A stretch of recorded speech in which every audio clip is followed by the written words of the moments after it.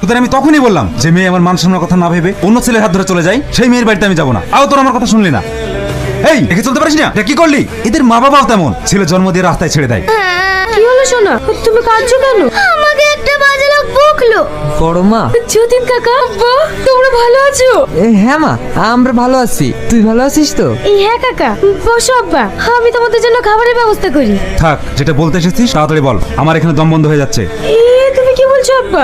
মেয়ের বাড়িতে আসলে কি কোনো ভাবে দম বন্ধ হয়ে যায়? আগামী শুক্রবারে তোর ছোট বোনের বিয়ে, আমরা তোকে নেমন্তন্ন করতে এসেছি।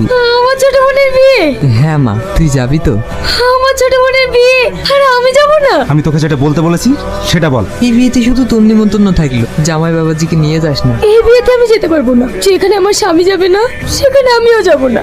সালমা, আজকে আমরা আরো 20 প্যাকেট মালের অর্ডার পেয়েছি। আব্বা এসেছে, এটা আমাদের যতীন কাকা। ভালো আছেন আব্বা? ভালো আছেন কাকা? হ্যাঁ